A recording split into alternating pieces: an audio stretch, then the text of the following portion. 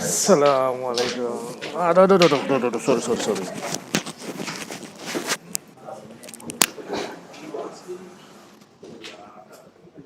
Oh iya, sekitar. Ya, merasa.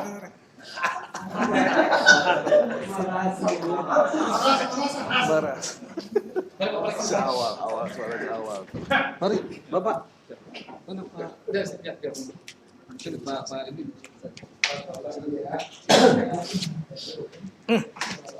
Alhamdulillah.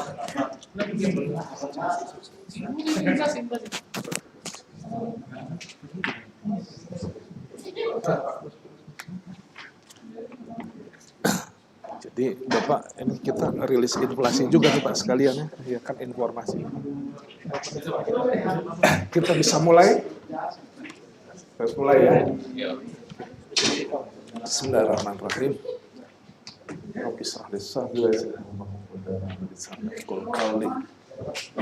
Assalamualaikum warahmatullahi wabarakatuh. Salam sejahtera untuk kita semua. Yang saya hormati Bapak Kepala Dinas Kesbangpol, Bapak Rahmat. Kepala Badan Dinas salah ya. Kepala Badan Kesbangpol, Pak Rahmat. Selamat datang Pak. Suatu kebahagiaan dihadiri oleh pimpinan OPD. Yang saya hormati perwakilan dari Polda, kemudian dari DJPB, Ibu Nur Sehat tadi dari mana? Dari Bapeda lagi sholat mungkin ya. Teman-teman di lingkungan BPS ya, ada semua nih lengkap nih ya Bapak dan Ibu. Ada Kepala Bidang Statistik Produksi di sebelah kanan saya, Kepala Bidang Statistik Distribusi, dan juga Kepala Bidang Statistik Sosial ya. Nah kebetulan pada siang hari ini agak banyak yang akan kita rilis ya. Nah tentunya yang saya banggakan, kasihi dan juga sangat hormat ya teman-teman media, media yang selalu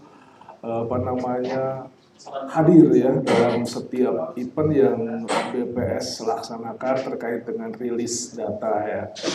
Nah pada pagi hari ini ya kami sampaikan kepada bapak-bapak dan ibu ya semua, ada 5 topik ya yang akan kita rilis gitu ya.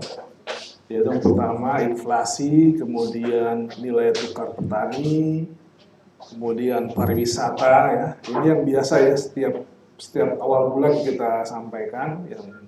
Nah ditambah ada 2 yang memang akan kita rilis pada hari ini, yaitu industri manufaktur ya.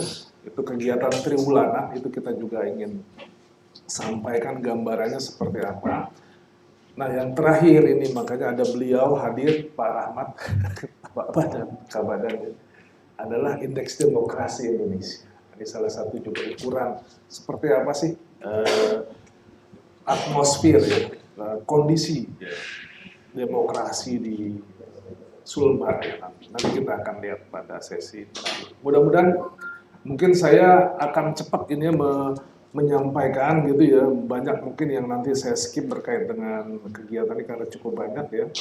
Nah nanti secara detail sebetulnya ada nanti BRS diserahkan kepada bapak-bapak semua, mungkin masih cetak ya Pak. Mudah-mudahan sebelum selesai acara sudah bisa dipegang. Jadi ada ringkasan eksekutif yang nanti mungkin jadi bahan pegangan bapak-bapak dan ibu. Ya paling tidak saya menyampaikan secara ini aja ya, yang hal-hal yang mungkin saya soroti hal-hal yang penting mengenai rilis pada pagi. Mari kita mulai. Yang pertama mengenai perkembangan inflasi ya, atau biasa kita menyebut sebagai indeks harga konsumen, yaitu indeks harga yang diperoleh ya dari konsumsi masyarakat rumah tangga perkotaan. Jadi gambarnya seperti itu. Nah inflasi kita di bulan Juli sebesar 0,10% ya, jadi 0,10%, jadi angkanya bulat. Nah, kondisi ini capaian indeks harga konsumen kita sudah di angka 133,21. Ya, angka ini sebenarnya relatif kecil ya kalau dibanding dengan daerah lain ya. Tapi nanti akan kita lihat. Nah, kondisi ini, jadi sampai dengan bulan Juli, Januari sampai Juli, atau biasa kita sebut sebagai tahun kalender ya. Jadi inflasi di Sulawesi Barat itu baru mencapai 0,44% ya. Kalau tadi nasional kan udah di atas 2% ya tadi.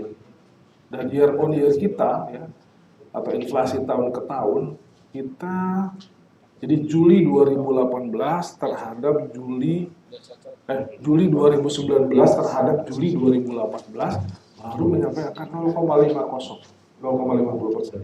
Tadi nasional sudah 3,2 sekian ya tadi. Jadi memang di sini relatif stabil ya artinya untuk angka inflasi. Lanjut. Nah, komponen atau kelompok-kelompok pengeluaran apa yang mempengaruhi inflasi di Sulawesi Barat ya. Gambarannya hampir mirip ya dengan nasional ya. Kalau kita lihat di sana dari 7 kelompok ya, semua kelompok mengalami inflasi. Tadi kecuali kelompok transportasi ya, sama seperti nasional tadi ya, ada penurunan transportasi itu di sana. Ya, angkutan dalam kota dan juga angkutan udara sedikit. Kemudian perubahan air, listrik, gas dan bahan bakar. Jadi sana memang kecil ya, hampir sebenarnya boleh dibilang hampir tidak ada perubahan karena 0,0 sekian ya, itu hampir itu lah. Penurunan salah satu komoditi bangunan di sana, itu ada besi beton dan sebagainya tuh, itu ada turun sedikit. Tapi secara umum kelompok lain mengalami inflasi ya. Mulai dari bahan makanan jadi, sandang, kesehatan, ya, pendidikan apalagi ya, karena kan masuk tahun ajaran baru. Nah, ini yang gambaran dari per kelompok ya, per kelompok kita. Jadi sampai dengan bulan Juli ini inflasi kita kalau bisa sudah untuk setengah tahun lah ya, satu semester ini kita baru 0,44 ya. Sedangkan year on year baru 0,05. Yang mudah-mudahan tidak ada lonjakan harga dan sebagainya. Lanjut. Nah ini kira-kira komoditi penyumbang dan juga penghambat inflasi. Yang masih di kisaran makanan dan biaya pendidikan ya inflasi kita nih. Jadi kalau secara ini kan ada 400 ya Pak Freddy ya, 300 lebih komoditi ya kita sort gitu ya, kita urut. Itu yang tertinggi ya ini nih, yang kayak penyumbang inflasi ya ikan ya, cakalang dan biaya pendidikan. Kemudian deflasi pun sebenarnya ada di kelompok makanan juga ya, sebetulnya bawang merah dan di angkutan ya masih di sana. Kemudian ikan ya, bandeng masih mengalami deflasi. Ini kira-kira komoditi tiga besar ya, penyumbang dan pendorong dan penghambat inflasi ya. Nah kalau kita lihat ini perkembangannya secara grafis ya, di sini kalau lihat kita bandingkan 2017, 18, 19 ya.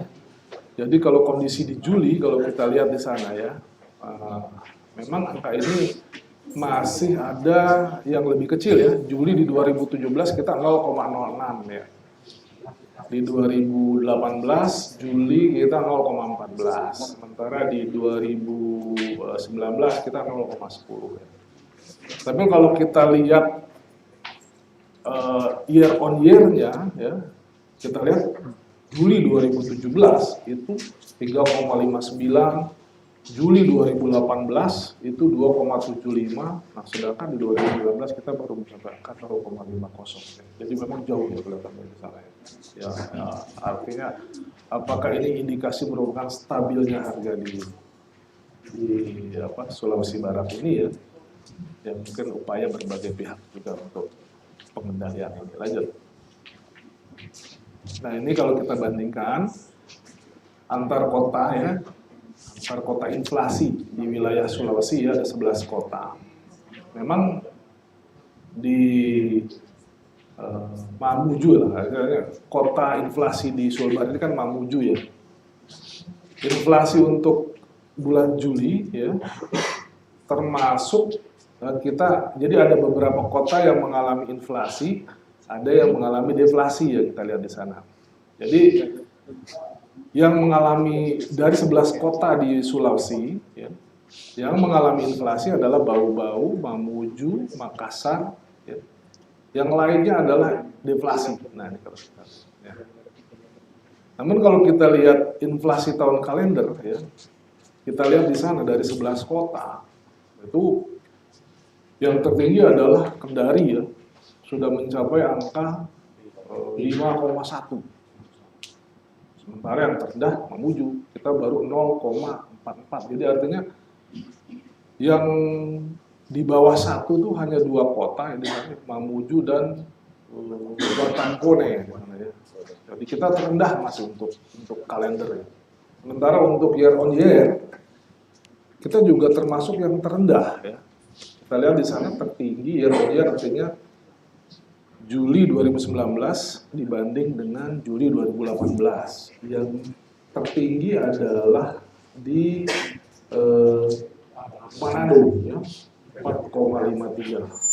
Sementara terendah adalah di Mamuju ya, 0,50. Jadi ini gambaran inflasi kalau kita bandingkan antar kota-kota sepulau Sulawesi untuk kondisi Juli 2019. Lanjut.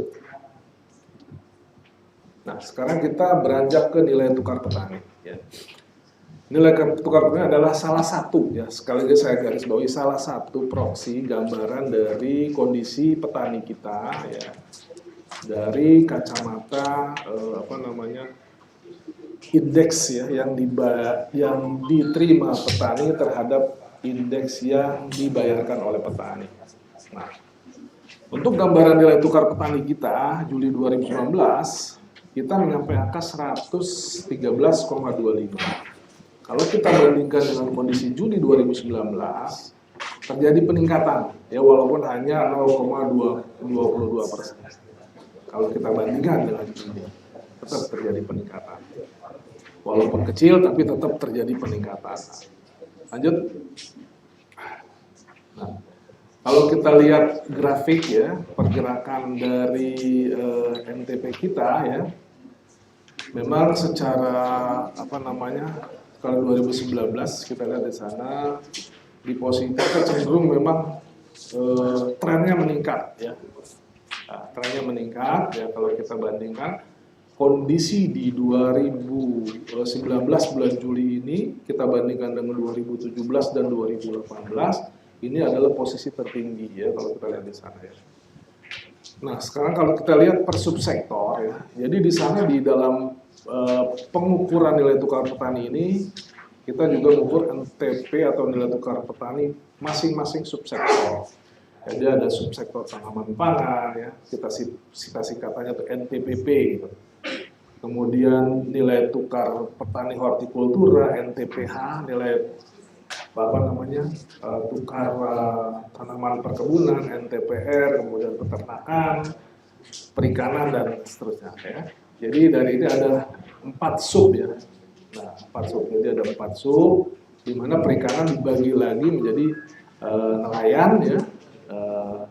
Nelayan tangkap ya istilahnya dan juga budidaya ya. Nah, kalau kita lihat dari masing-masing subsektor tersebut ya kalau kita bandingkan antara NTP di masing-masing subsektor antara Juli terhadap Juni yang lalu ada yang mengalami peningkatan, ada yang mengalami penurunan ya. Kalau kita lihat tanaman pangan meningkat ya 1,40, hortikultura turun, perkebunan juga turun ya. Kemudian peternakan meningkat, perikanan ya. Itu yang secara agregatnya turun ya. Tapi kalau kita lihat per sub sektor dari perikanan yang nelayan mengalami penurunan sementara budidaya mengalami peningkatan. Walaupun demikian secara agregat semua NTP kita mengalami peningkatan sebesar 0,22%. Lanjut. Ini kalau kita lihat tadi NTP, nilai tukar petani. Sekarang kita lihat nilai tukar usaha pertanian. Ya, seperti yang lalu saya sampaikan, nilai tukar usaha pertanian ini kita menghilangkan item untuk indeks yang dibayar oleh petani adalah konsumsi rumah tangganya kita hilangkan. Jadi betul-betul yang diterima petani dibagi dengan biaya produksi. Nah gitulah ceritanya kasarnya. Jadi kalau kita lihat di sini, angka di 2019 bulan Juli ya sebesar 126,68 ya. Nah, tapi kalau kita bandingkan dengan bulan Juni, ini terjadi penurunan sebesar 0,41%. Gambaran masing-masing subsektor kita lihat di sana, ya. Hampir mirip ya sebenarnya dengan NTP tadi ya. Ini NTUP, nilai tukar usaha pertanian. Kalau kita lihat dari NTUP ini, ya, tanaman pangan meningkat ya, naik ya, hortikultura turun, tanaman perkebunan raya turun, peternakan meningkat, perikanan turun, baik secara agregat maupun di masing-masing subsektor. Dan secara total, jadi di bulan Juni yang lalu, NTUP ini sebesar 127,20, di Juli 2019 sebesar 126,64, atau turun minus 0,41%. Nah, kalau tadi kita bicara nilai tukar petani dan aspek lain dari nilai tukar petani adalah diperolehnya inflasi ya, rumah tangga pedesaan. Ini yang gambaran yang diperoleh dari derivatif atau turunan dari penghitungan nilai tukar petani ya. Kalau kita lihat ya, untuk inflasi pedesaan, kalau tadi IHK itu kita anggap sebagai inflasi perkotaan, ini adalah inflasi pedesaan ya. Kalau tadi harga konsumen gitu ya, ini mungkin kita sebut sebagai hampir mendekati harga produsen lah gitu ya, karena di level produsen sih. Nah kalau kita lihat di sana ya, terjadi memang hal yang berbeda dengan inflasi perkotaan. Kalau tadi perkotaan kita inflasi 0,1 ya. Nah, inflasi pedesaan gambarannya kita mengalami deflasi ya, minus 0,78%. Ya. Jadi di pedesaan justru harga agak turun gitu ya, dibanding dengan perkotaan, karena tetap inflasi. Walaupun di perkotaan itu kalau kita bandingkan dengan bulan Juni ya, memang lebih rendah ya. Bulan Juni kita inflasi perkotaan 0,16, di bulan Juli 0,1. Nah ini kalau di pedesaan bulan Juni kita inflasi 0,76%, sementara di bulan Juli ya, itu inflasi atau deflasi 0,78% atau inflasi minus 0,78%. Lanjut. Nah ini nilai tukar petani ya, kalau kita lihat di sini kalau kita lihat per wilayah, kalau kita bandingkan ya, inflasi Sulawesi Barat 113,25 ini bukan hanya terbesar se-Sulawesi, tapi terbesar secara nasional ya Pak Freddy ya. Jadi tertinggi secara Indonesia ya nilai tukar petani nilai tukar petani Sulawesi Barat ini tertinggi se-Indonesia. Jadi bukan hanya di Sulawesi aja. Nah kalau inflasi pedesaan gambarannya ya, kita ada inflasi 0,78, hampir semua wilayah di Sulawesi ya, itu arahnya memang deflasi ya, kecuali di Sulawesi Tenggara yang inflasi, untuk inflasi pedesaan ya, inflasi pedesaan bukan inflasi harga konsumen. Nah kalau kita lihat di sini seperti itu gambaran. Lanjut. Nah kemudian kita beranjak lagi ya, kita ini ke tingkat penghunian kamar ya. Tingkat penghunian kamar hotel ya. Nah ini gambarannya untuk hotel bintang.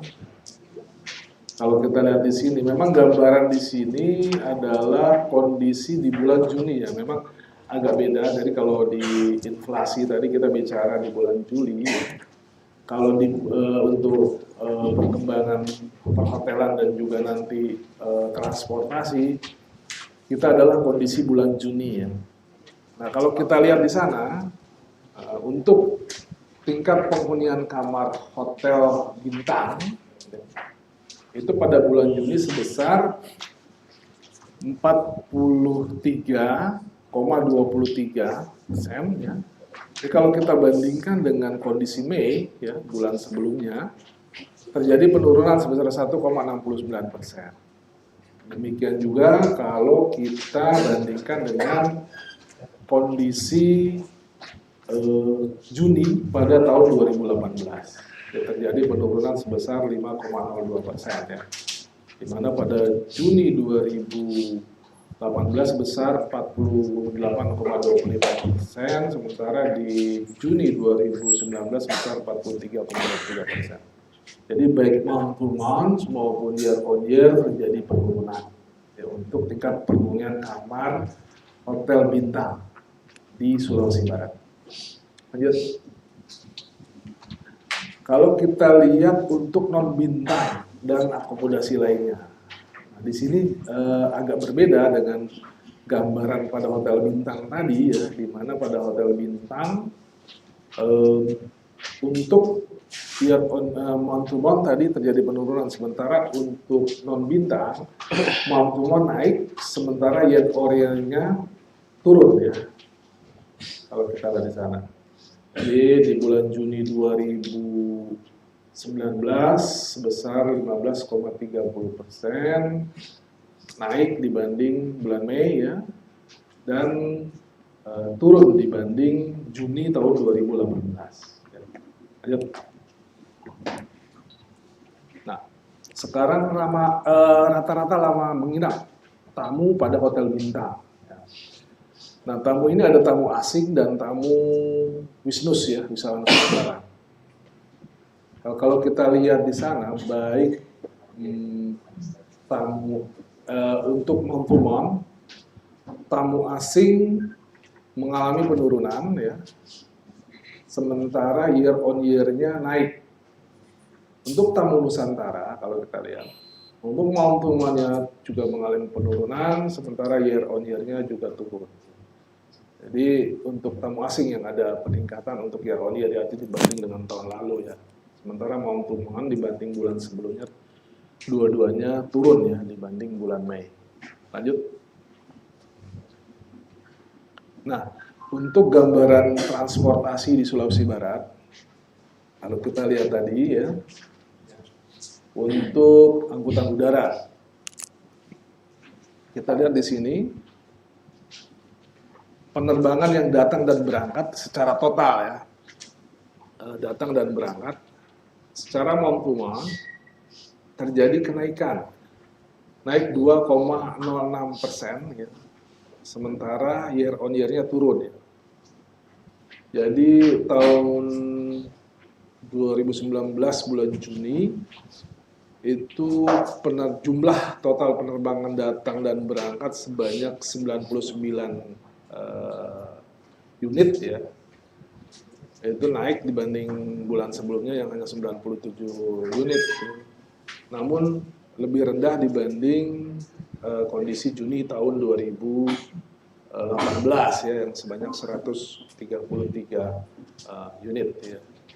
Lanjut. Nah, untuk kalau kita pisahkan ya, tadi kan total berangkat dengan datang, sekarang hanya berangkat gitu. Nah, total penumpang ya, jumlah penumpang tadi unit ya, artinya unit yang datang dan berangkat, sekarang adalah jumlah penumpang. Untuk bulan Juni sebanyak 5.222 penumpang ya.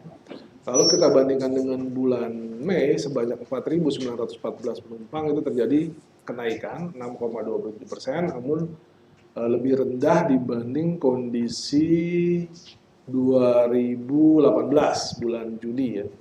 Jadi turun ya dari 7.318 menjadi 5.222. Sedangkan penumpang datang kondisinya serupa ya dengan penumpang berangkat ya. Jadi yang penumpang datang di Juni 2019 sebanyak 4.969, meningkat dibanding bulan Mei.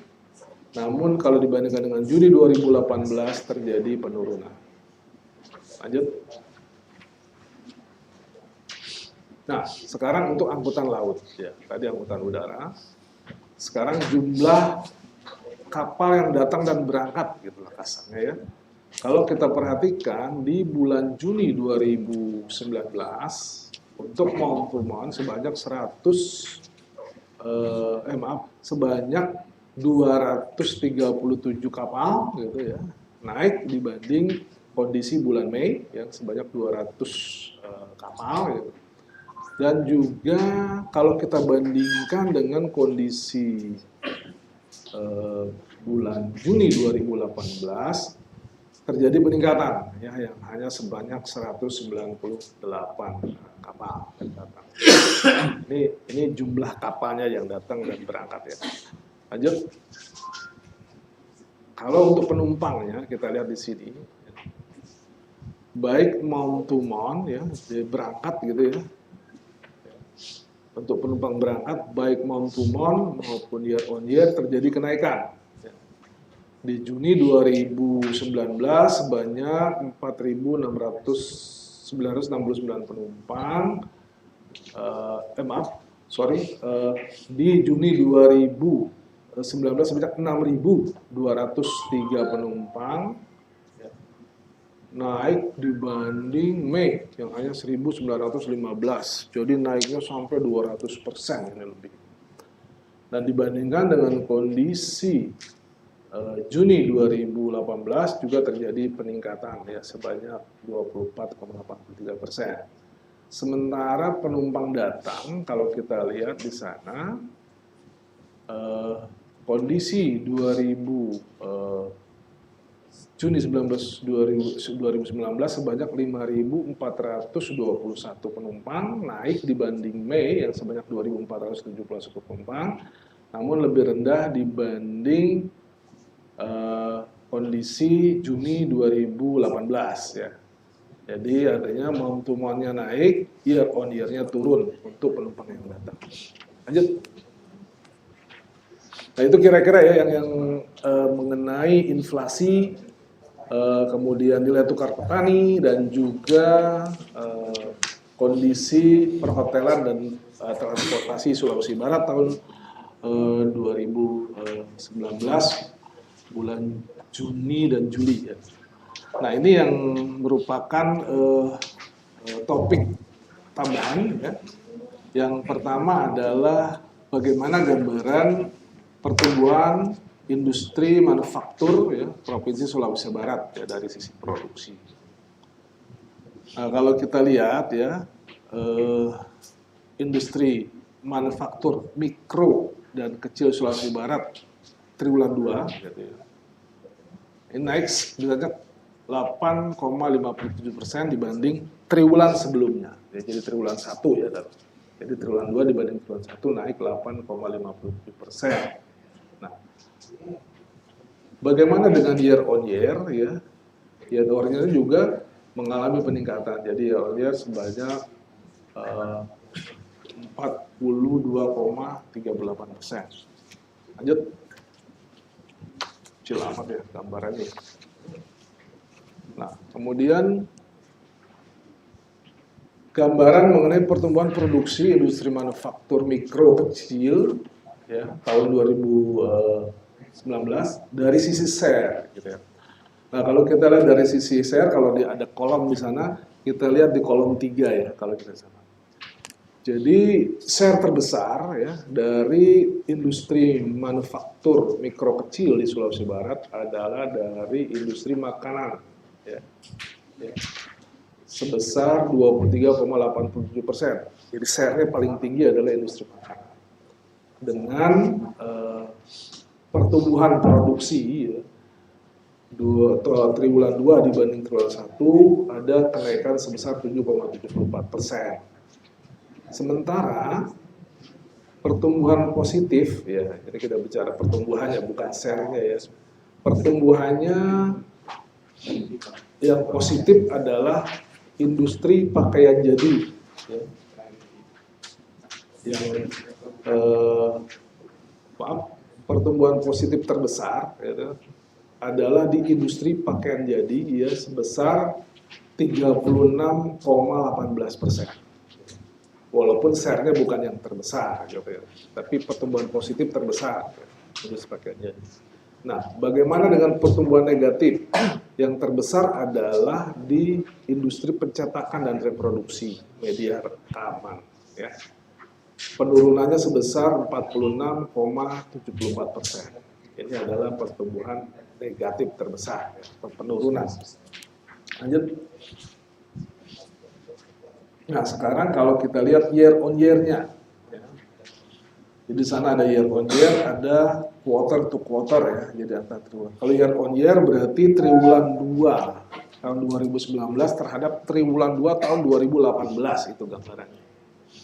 Nah, kalau kita lihat pertumbuhan positif terbesar adalah industri pakaian jadi, ya, naik sebesar 124,53%.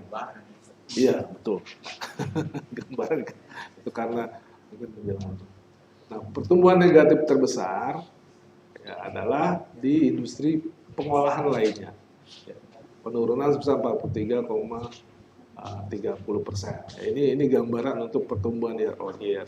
Sementara untuk pertumbuhan Q2Q, quarter to quarter, pertumbuhan positif terbesar itu terjadi masih pada pakaian jadi tadi 36,18%, ya. Sedangkan negatif terbesar, ya sama tadi, ya, industri percetakan. Tadi udah kita bahas di slide sebelumnya, ya. Artinya ini hanya membedakan pertumbuhan year on year dan pertumbuhan Q2Q. Nah, lebih detailnya nanti bapak-bapak dan ibu-ibu bisa melihat di BRS yang dibagikan, ya, dan secara detail ada di sana. Lanjut. Nah, ini kalau kita lihat, ya, secara grafis, ya, pertumbuhan produksinya industri mikro kecil triwulan 2, ya. Jadi ini gambaran ini aja, ya, pakaian jadi. Jadi kalau Q2Q-nya ini yang paling besar kan pakaian jadi, gitu kan. Kemudian dilihat ada yang tumbuh positif dan tumbuh negatif, ya. Industri pakaian jadi ini menjadi kelompok industri dengan pertumbuhan tertinggi, ya. Nah, sementara ada 5 kelompok industri yang mengalami penurunan, ya, dibanding triwulan 1. Industri barang logam, industri kayu, barang dari kayu, industri pengolahan lainnya, tekstil, dan juga percetakan, ya. Itu 5 kelompok industri yang mengalami pertumbuhan negatif. Lanjut.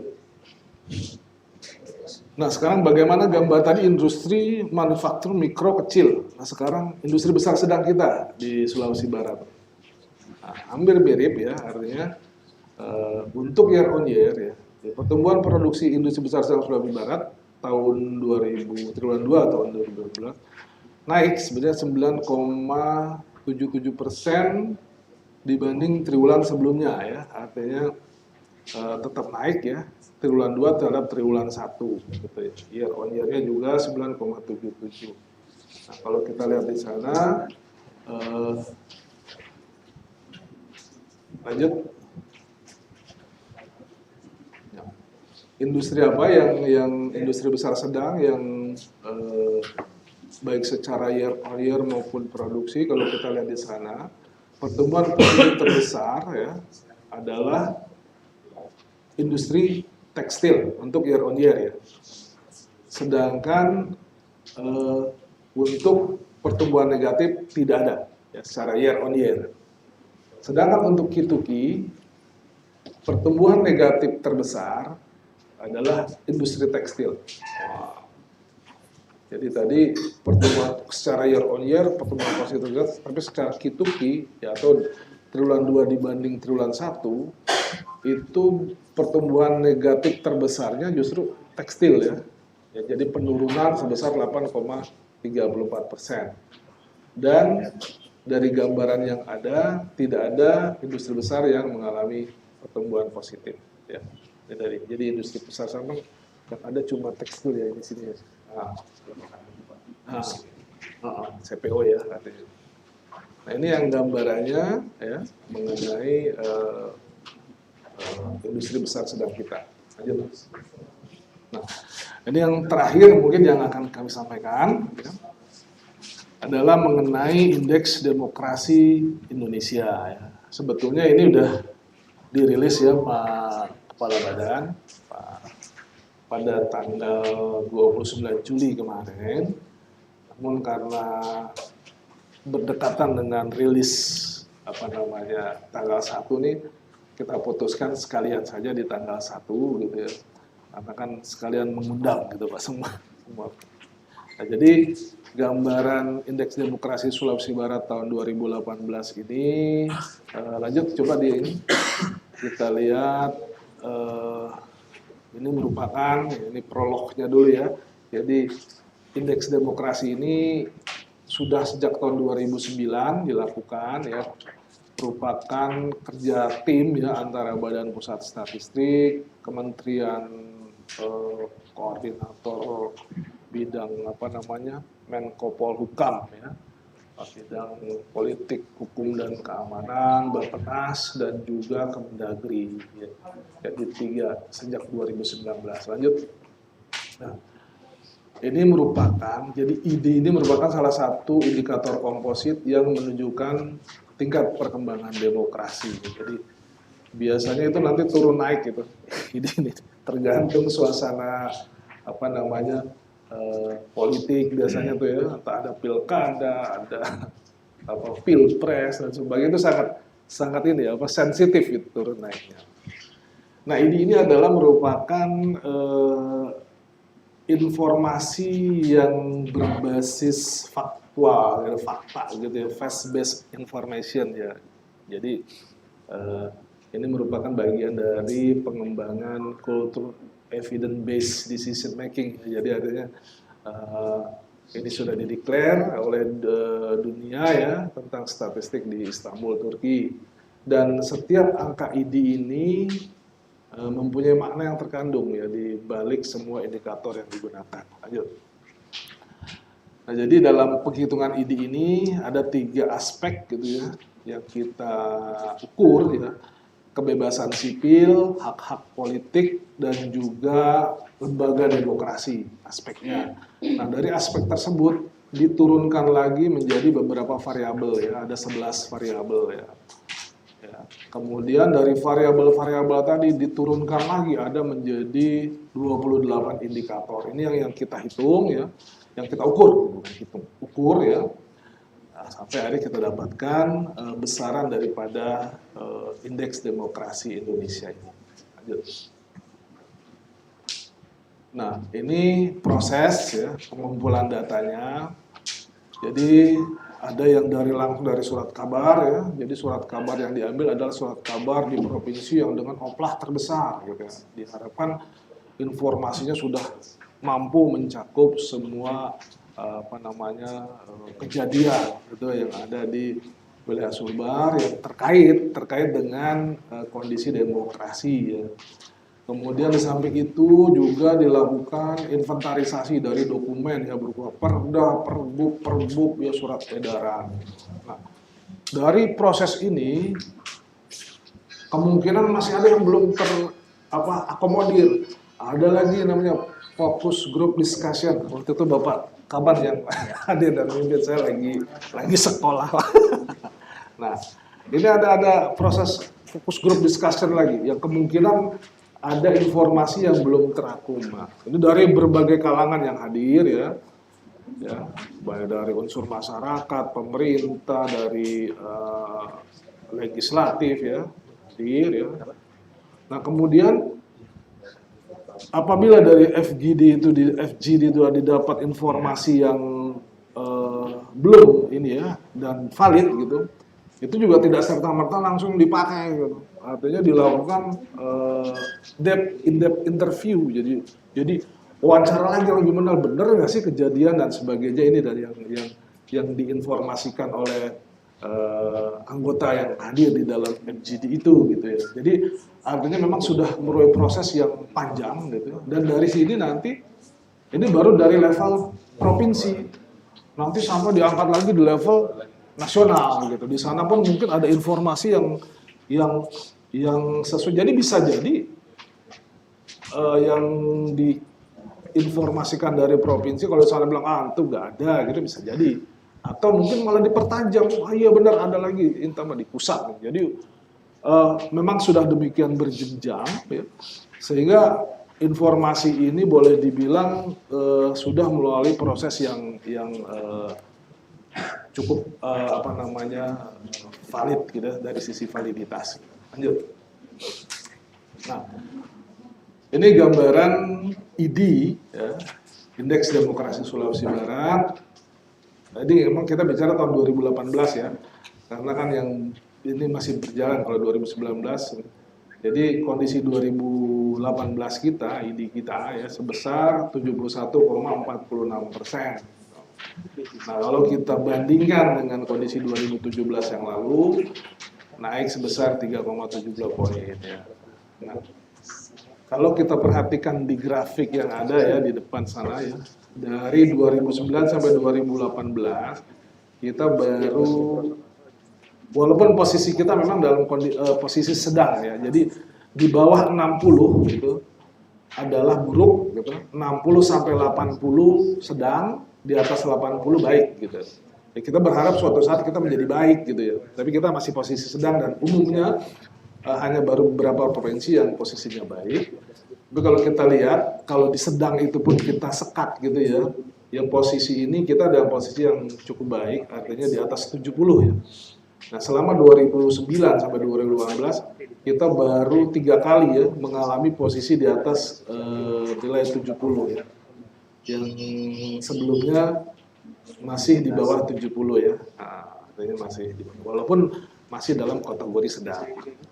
Lanjut.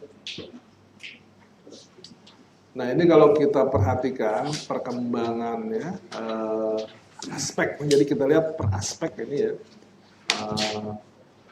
ada 3 aspek tadi yang sudah saya sebutkan ya.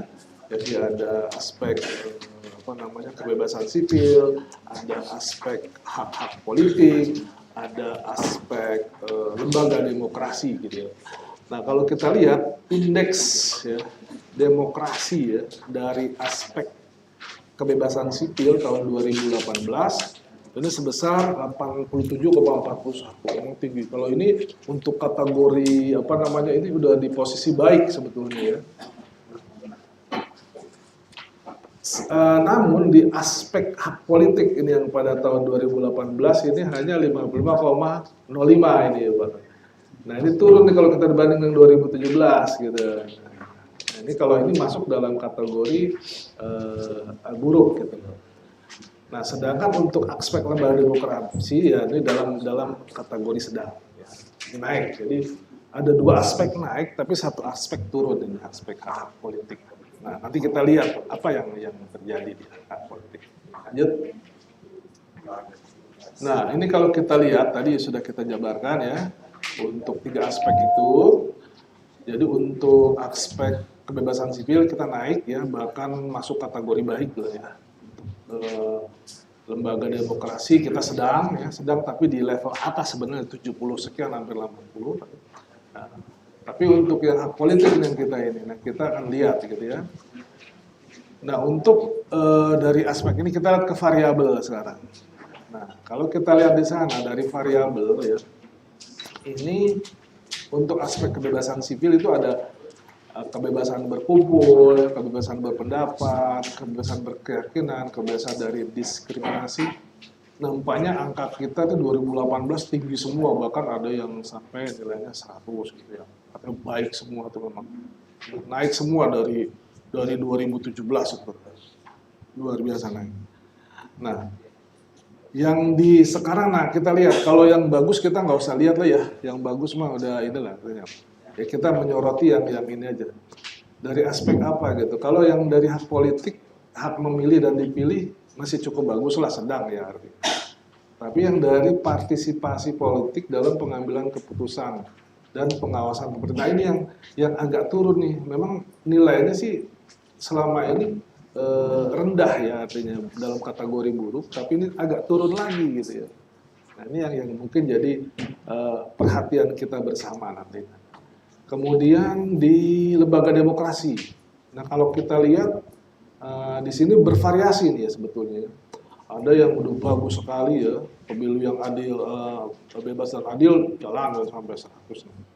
Nah, ini ada yang peran legislatif nih yang perlu mungkin dipush lagi nih ya, karena di DPRD ini sebenarnya naik, tapi naik masih dalam posisi buruk gitu loh, tetap walaupun naik dari 55 ke 56 gitu, jadi belum sampai nembus ke angka di atas 60 gitu, yang harusnya kita ini dalam posisi sedang gitu ya. Nah, kemudian peran birokrasi juga nih mungkin masih bisa dipush nih sedikit lagi sebenarnya nih.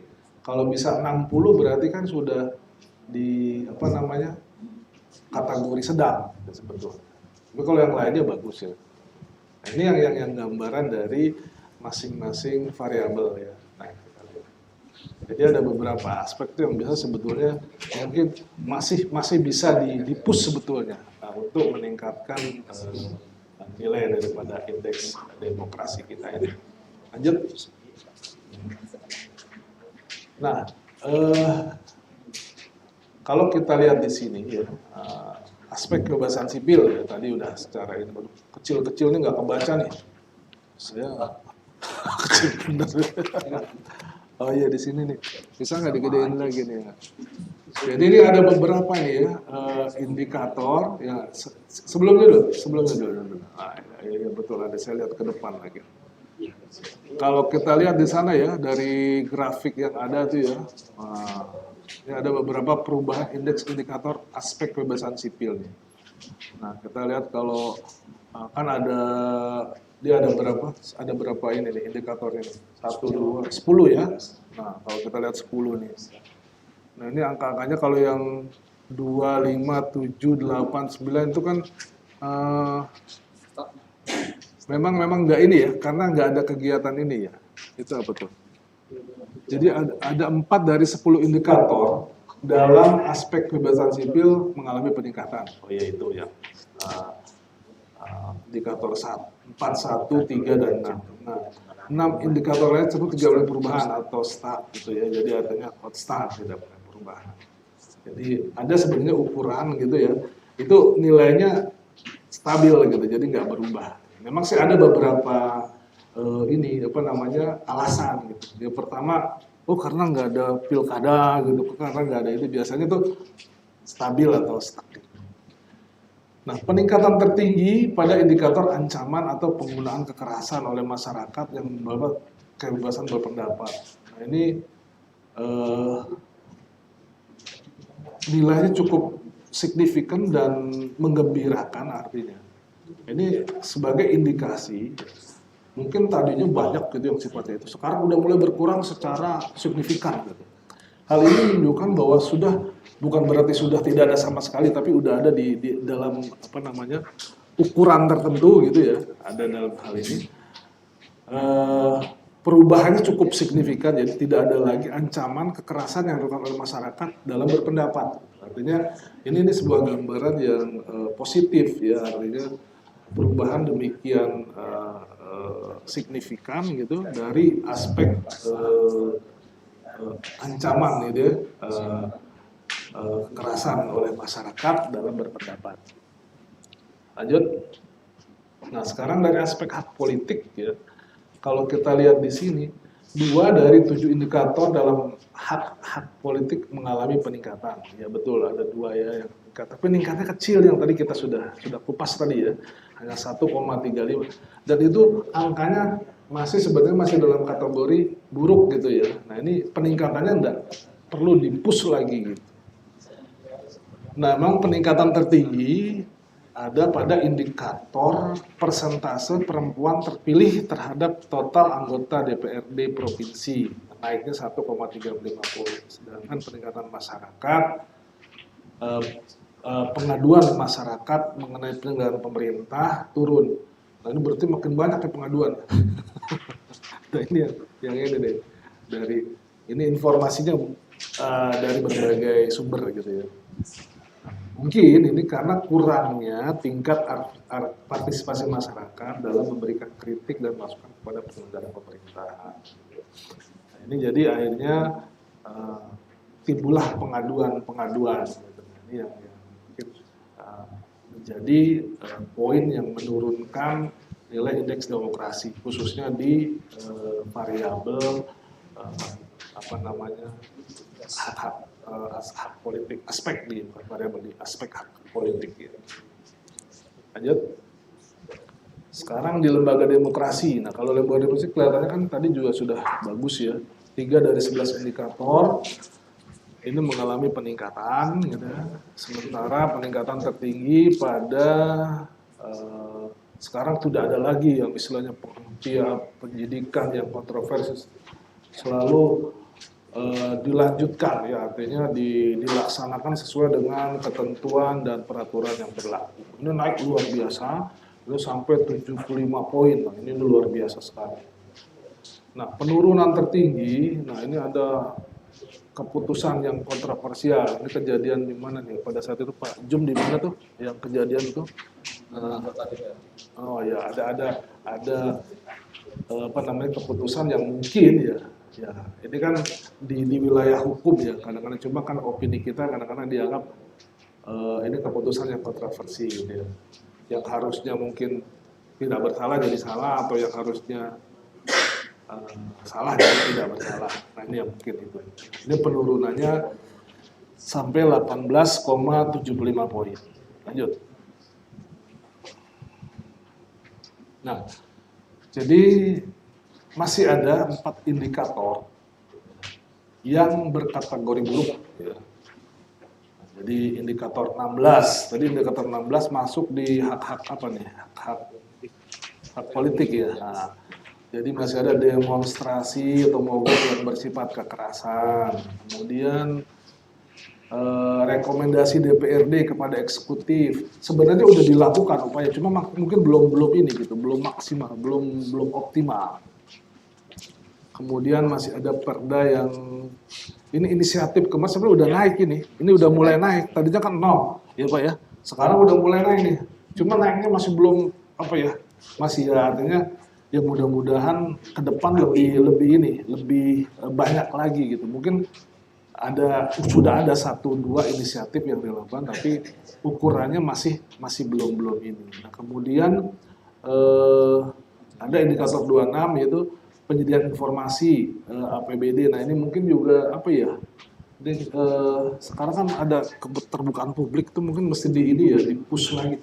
Nah, maksud kami begini ya, artinya gambaran-gambaran yang ini gitu, ada beberapa indikator sebenarnya kalau memang bisa di-push gitu ya, bisa dilakukan dan ini mudah gitu, yang penting ada kemauan gitu merubah, bisa dirubah gitu kan, seperti yang penyediaan informasi APBD oleh pemerintah kan bisa dilakukan sebetulnya gitu ya. Inisiatif DPRD sebenarnya bisa gitu kan, tinggal di-push, kecuali memang ada sesuatu yang tidak bisa dilakukan karena ada berbagai pertimbangan yang luar biasa sehingga sulit gitu karena berkaitan dengan berbagai. Tapi kalau ini kan sifatnya masih bisa sebetulnya. Lanjut. Nah, ini gambaran dari kondisi kita ya di Sulawesi Barat terhadap provinsi-provinsi di Indonesia. Seperti apa gambarannya? Jadi memang ada beberapa provinsi yang sudah di atas 80 ya. Itu seperti DKI ya, di sana secara ininya ya, demokrasi itu, kemudian Bali, Nusa Tenggara, Kalimantan Utara, Jogja ya. Nah, itu jadi ada 5 provinsi yang sudah berkategori baik gitu ya. Nah, mudah-mudahan kita dengan berbagai upaya berharap kita akan bisa mempush lagi sehingga kita masuk dalam kategori baik gitu ya. Kalau secara nasional memang kita rata-rata nasional sebesar 72,38 ya. Kita masih di bawahnya sebetulnya. Kita minimal kita berupaya di atas rata-rata nasional aja. Itu sudah suatu capaian yang luar biasa kalau ini. Lanjut.